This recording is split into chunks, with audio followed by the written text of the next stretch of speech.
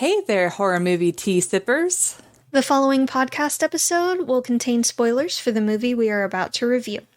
If you have not seen the movie and do not wish to have anything ruined prematurely, please do not continue to watch or listen until you have seen the movie. And welcome to the Horror Movie Tea Podcast.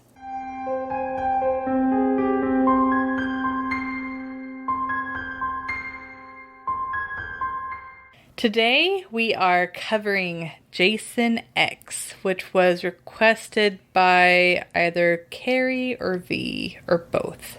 One of the two. But before we go into the review, let's grab our cups and talk about tea.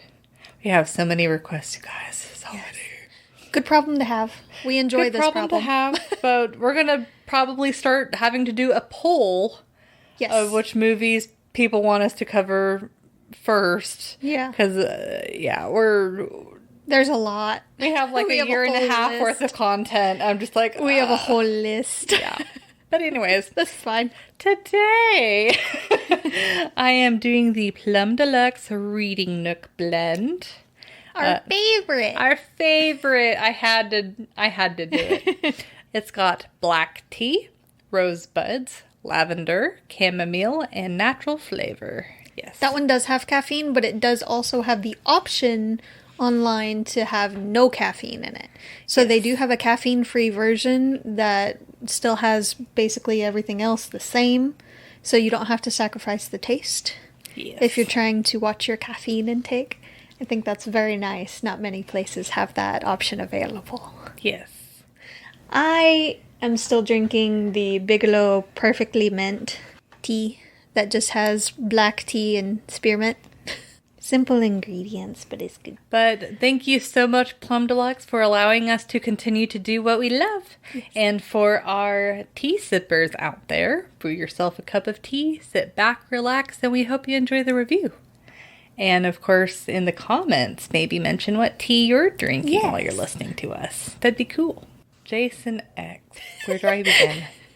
So, since Jason doesn't die, they've tried a multitude of things to kill him, and he does not die. So, instead, they're like, oh, we will keep him and do research.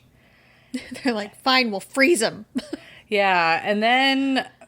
they end up freezing him and a doctor for it's 455 years, I think. Yes. And this random spaceship from the future finds them and unfreezes them. And Jason does what he likes to do and causes chaos on the ship. And it's them trying to escape. And then in a bit of irony, he ends up back in the lake. Real quick, though. What? I know I was going to say this later, but can we please real quick talk about the fact that when he wakes up, it's because he senses sex happening nearby? That's kind of how it came across, is I sense sexual energy. Yeah. There's a lot of sexual energy on board. I couldn't help but laugh hysterically, though. And I mean, yeah, he killed the lady that was right there immediately. I feel like that was more of convenience than anything. But then he went straight for the ones having sex. We haven't even made it to entertainment, I couldn't help it, though. We will talk about sex later. Let's continue with entertainment, shall we? So for entertainment... after the kids go to bed, we'll talk about sex. Probably not. For entertainment, I would give this a 7. As far as bad movies go, it's definitely a pretty solid one. I don't know if it's the fact that it was in space or what, but it's not one that I would normally watch over and over again, but... I can't explain it. I think it's the fact that it's in space. The fact that it's a cringy sci-fi movie. I just don't tend to rewatch a lot of those. But this is a good one. It is pretty funny. And the fact that there's, these horror elements. It's, space and horror is just fantastic. But You can have so much go wrong so easily in space. yes, the movie was pretty solid as far as like it knew what it was and it stuck with it all the way through. But my one criticism is I felt like there were too many people on board because the kills after a little bit felt a little bit redundant. But that did lose me, unfortunately. That did kind of make me be like, okay, is this movie about to end? When are you going to end? But I will say it came back to being exciting again whenever Jason gets his upgrade by the nanobots. Yes. That was just ridiculous. So his eyes did look kind of creepy. Yes, for sure. But everything else is dumb. Yes. But yeah, it is your perfect, like, cheesy. It's like, it's got the atmosphere of a terrible sci-fi movie, but then it's got the tropes of a terrible horror movie.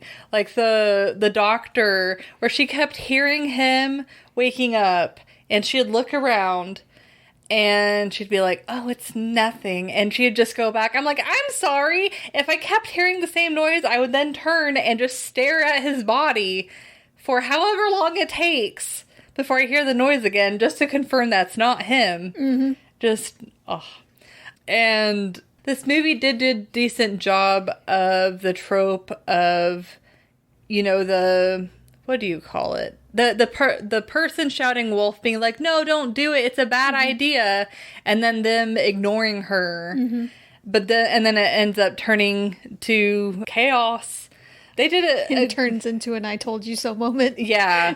Yeah. I feel like that, it did it pretty well. Mm-hmm. It's kind of a whole package. It's kind of hard to nitpick it and be like, this is good, this is bad.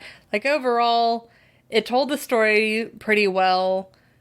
Whenever the story started to drag on, they then had him, like, level up.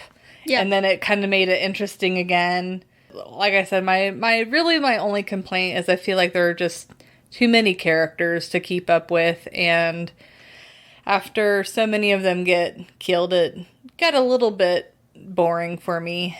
But besides that, I'm glad I watched it. There were quite a few really funny moments. Like whenever he takes one of the sleeping bags and is beating the other person with the person that's in the sleeping bag. It's That's just my favorite scene. Like, I was cackling. I was just like, he's done with the campers. He's too good. Oh my goodness. That definitely was a shining moment in the movie. But yeah, it was amazing. I didn't get any tension from the movie. It's like, it's just one of those dumb horror movies where you sit back and watch the chaos unfold. Yeah. There's not really any tension or anything like that. So if you're looking for a tense, scary movie, this is definitely not it. This is not the one. This is the one to laugh at. Yeah, this is like a Friday the 13th parody. Yes. But it's an official movie. Yes. Yeah, it's crazy. Yeah, it kind of boggles my mind. I'm like, how did this get made? But it's fun. It's a fun movie. So I also gave it a 7. Oh, wow. Okay. Yeah. It's a solid 7 for me. Is it ridiculous? Abso-freaking-lutely. Does it lean into it? Yes. But not obnoxiously so. Like, you know what you're getting. It's a Friday the 13th movie. Yeah, it's consistent at being weird. Yeah. To be perfectly honest, once you've seen the first 2, you've basically seen them all. There's nothing new, really. It changes location, and it varies up the kills a little bit. Not much, but a little bit. So, it's nothing new, but it is fun. You know exactly what you're getting with it. And it's entertaining as hell to watch. It does drag a little bit toward the end, but it's still fun and funny. And they have a lot of humor in it. Because they know it's ridiculous. It's Jason in space. But they have fun with it. And you can really tell that the actors had fun in it too. And they were pretty good. Yeah. I feel like the acting was really good. The effects were good too. There's a whole bunch wrong with the realism. It's Jason in space. There is no realism at this point. Yeah. But the effects were all great, and the acting was good, and a lot of the reactions were great. So it's a really solid 7 of a movie. I'm glad I've watched it. My husband actually was the one that had me watch it first a couple years back because I had never seen it, never heard of it at that point. He's like, Jason X, yeah, it's basically Jason in space. And I'm like, well, now I have to watch it. And I'm so glad that someone finally requested it for this podcast because I don't regret it at all. It's not the first one I go to for a stupid, funny horror movie, but I do watch it every couple of years, just for the lulz. Is it Tucker and Dale that you go for Yes. a dumb movie? Yes. For a stupid horror movie, yes. That one's hilarious, and it's great. This one is also funny, but it drags a little bit. And again, it's Jason in space. You can only watch so much of the random slaughter. Like, it's next. Yeah. kind of thing. Yeah. But we'll get to a lot of this in the realism. But I do appreciate certain scenes like the beating the campers with each other in the sleeping bag. Or the Doom reference when they ask do you have a BFG? I loved it. I'm so happy they put that in there. I don't know why they would have put it in there, but it worked. So it was great. There's just so much wrong with it, realism skill-wise, though. Let's go ahead and continue to that, shall we? Yeah, so for realism, I would give this a 1. And So proud we're samesies again. oh my gosh. What is happening? Converting you. Well, I'm also converting you because it'll be like on things on the entertainment. Slightly. Yeah. I'm trying not to be quite as harsh on the entertainment. I used to be super harsh. Yeah, I feel like there's some older episodes I'm like, We'll probably might have wanna to redo those. Yeah, reevaluate certain ones. But we were just getting into the groove of it then. yes. Anyway, But anyways. Yeah, don't listen to our super old episodes unless if you enjoy torturing super yourself. cringe. Yeah, our recent stuff is better. But, I mean, that's how it always is. But anyways, unless if you're a seasoned podcaster, which we are not. Nope. We're seasoned on this podcast now, it seems. But even now, I'm like, we're always like changing stuff. We're like, so chaos. Yep. Over here. You're like, Everything is chaos. Yes. So realism, I would rate it a 1 because almost every part of the movie. Okay, it's kind of like Jesus Christ Vampire Hunter, and the fact that almost all of it is unrealistic. Where there's a scene for it to be realistic, it will be unrealistic. Just to name a few parts, the fact that his machete can go through metal, especially since it's a cryo chamber. Excuse you. Thick door. Yeah. No. And then the fact that the people were so unobservant, like specifically the doctor. Yeah. In the beginning, how she just kept looking around and she's just like, oh, this is fine. And she just like goes back to her work. I also have concerns about their choice of clothing. Yeah, that was weird. They had some, I mean, maybe it feels like early 2000s, they're just experimenting with futuristic clothing. Well, it did come out in 2001, so that makes sense. Yeah, it's just like they're all about the crazy clothing. And It just seemed a little out of place. yes. And then the nanobots thing, like, what the heck? It was kind of cool. I mean, the nanobots were cool. Like, the nanobots themselves are possible. But whenever it would like hit the error and it's like error denied or whatever the thing was, or Override denied. yeah, No one put in an override in a certain amount of time, so it went ahead and did it. yeah, that's a problem. A little bit. Like That's a bit of a flaw.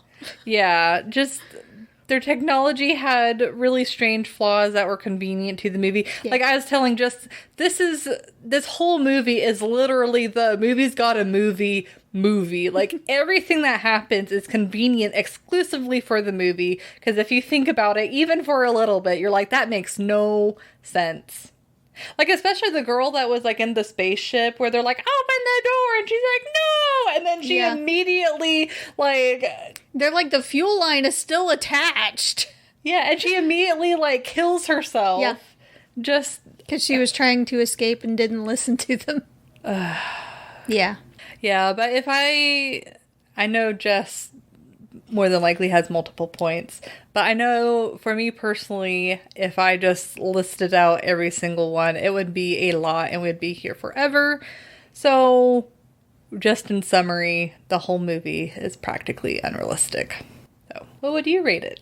So I give it a 1 for different reasons. Okay. So the effects and blood and everything were fairly accurate. Yeah. Good budget for that. Mm-hmm. That being said, and the space station itself, it needs a certain amount of crew to run it. So I understand the number of people. I feel like there were a couple of extras that they didn't necessarily need. Yeah, it's like that would be convenient for the plot, though. Yeah. You know, it's like they could have a spaceship that's more self-sufficient. They could, but when things go wrong on the spaceship, it makes sense. And how certain areas were exploding, it added a little bit to the urgency of them needing to get help and get away. Not only do you have to deal with Jason, but your ship is starting to blow up around you. Which makes sense. If you have a breach in the hull, there's going to be problems. Yeah. That being said, everything else was no. Like, in the very, very beginning, when we start off, we have no idea how he even got out of the chains. And then somehow he has randomly a machete. I don't know where he got the machete from. They didn't show it anywhere in the area. But all of a sudden, he has his machete. Like, he pulled it out of his ass or something. I don't know. Ouch. But he has it. Try keeping that in your prison wallet. But, God. Oh, I'm sorry, it just hit me what that means. you never realized that before? I haven't heard of that phrase before. How have you not? I don't. Where have you been? Oh. Anyway. But then to plunge it through a thick metal door of the cryo chamber, like, that doesn't make any sense at all. Then, after he plunges it through the thick metal of the cryo chamber, when they find him 450 plus years later, when he has it raised above his head and falls forward, even with it covered in ice, it's sharp enough to go straight through someone's arm and sever it with no dumb. jagged edges or anything. Like, it was a clean precision laser freaking cut through there. No. No. Plus, I guess with him falling, I didn't think about this before. I'd be concerned about his body. Yeah, it would have shattered. Yeah. That was my next point. Oh, my bad. Sorry. But thank you. Yes, that's correct. He awakens when there's sexual energy, because he can just sense it, apparently, but this is Jason. This is nothing new. Also, this might be accurate. I just am a little disappointed by the fact that in the year 2455, we're apparently still using bullets. Yes! They made everything else super futuristic. They have freaking nanobots, for crying out loud, but they can't have phaser guns. That is very Rude. true. I am disappointed. I'm also disappointed that they didn't do the like Right? Not once!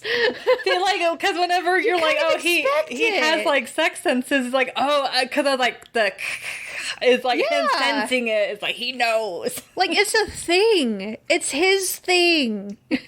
And you expect it. And we didn't get it all, and that is kind of disappointing. Also, when they give him his machete, when the idiot dude, commander of the ship or whatever, professor dude, gives him back his machete, thinking, oh, that's all he wanted. Like it's a fucking security blanket, and he just needed it for comfort. It's his teddy. It's his daddy. That everything would be fine and he would not be killed because he gave him back his machete. Sweetie, you just gave him the instrument of your own death. Good job. Stupid people.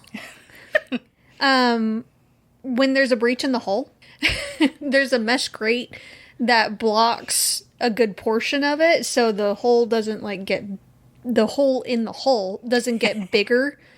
But someone gets sucked to it. That is accurate.